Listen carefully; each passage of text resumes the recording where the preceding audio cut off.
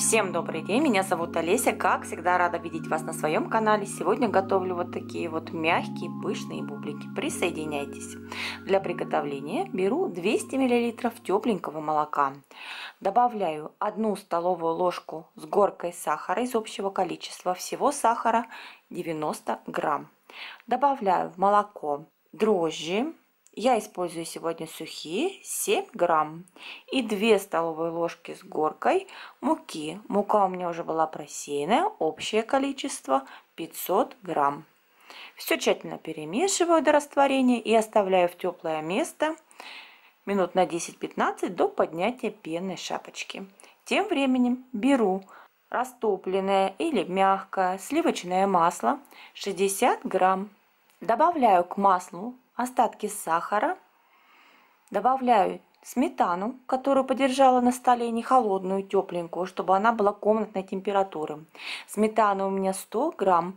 Добавляю 1 пакетик ванильного сахара для ароматизации. Это по вкусу и по желанию. Можно не использовать. Потребуется еще одно яйцо, которое нужно разделить на желток и белок. Белок добавляю в тесто. Здесь важно использовать и такую же последовательность, как и я. Перемешиваем белок с жирами. Это не даст тесту быть более сухим и жестким от белка. Желток оставим для смазки верхом. Добавляем пол чайной ложечки соли. Перемешиваем дрожжевую болтушку, которая тем временем поднялась вот такой хорошей пенной шапочкой. И начинаем всыпать муку. Остатки муки. Я всыпаю сначала половину, перемешиваю. Потом всыпаю остатки.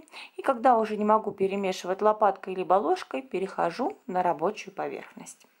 Рабочую поверхность подсыпаю слегка мукой. Возможно, вам потребуется еще дополнительно небольшое количество муки. А возможно, у вас уйдет чуть меньше. Все зависит от муки. У муки разная влажность и разное содержание белка. Чем выше белок, тем меньше муки уходит. Замешиваем тесто. Сначала я просто замешиваю классическим способом, а потом слегка его отбиваю. Мне нравится отбивать тесто. Это сокращает время вымешивания. И тесто становится более гладким, эластичным. Быстрее развивается клейковина в тесте. Можете вымешивать в течение нескольких минут классическим способом, можете тоже поотбивать. Чистую посуду смазываю растительным маслом, сформирую из теста шар и выкладываю швом вверх. Переворачиваю. Таким образом и тесто, и миска смазаны. Затягиваю миску пленкой и ставлю на расстойку в теплое место. У меня это духовка с включенной лампочкой и стаканом кипятка рядом. Температура, естественно, отключена. Тесто будет подходить примерно 1,5 часа. Смотрите по тесту. Нужно, чтобы оно увеличилось ровно в 2 раза или даже больше. К желтку я добавила 2 столовые ложки молока и перемешала. Этой смесью буду смазывать верх бубликов. Тесто подошло за 1,5 часа отлично. Делю его на кусочки. Я делю на достаточно крупные куски. У меня будут большие бублики. Делю по 100 грамм. 10 штук по 100 грамм. Потом каждый кусочек подкатываю в шар и выкладываю на рабочую поверхность. Прикрываю полотенцем. Даю шарикам теста минут 10 расслабиться, полежать. И потом формирую бублики. Можно делать вот таким вот способом.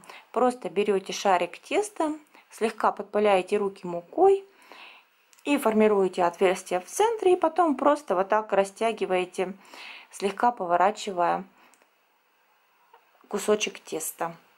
Можно также подкатывать руками, помогать себе более тонкие делать бублики. Это уже зависит от вкуса.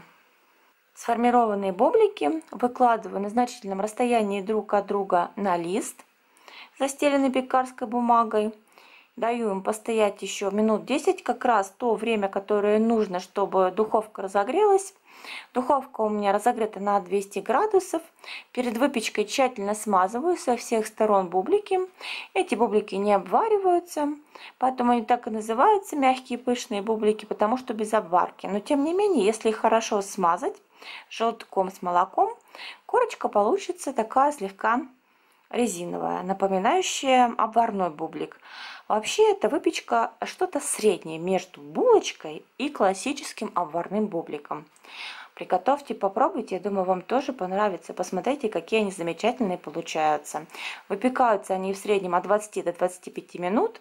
До готовности зависит от вашей духовки. Посмотрите, тоненькая корочка и внутри очень мягенькие и пышные. В меру сладкие и вкусные. Готовьте с удовольствием, пишите свои отзывы, поддержите меня пальцем вверх, оставьте внизу под видео комментарий. Всем вкусной выпечки, до скорой встречи!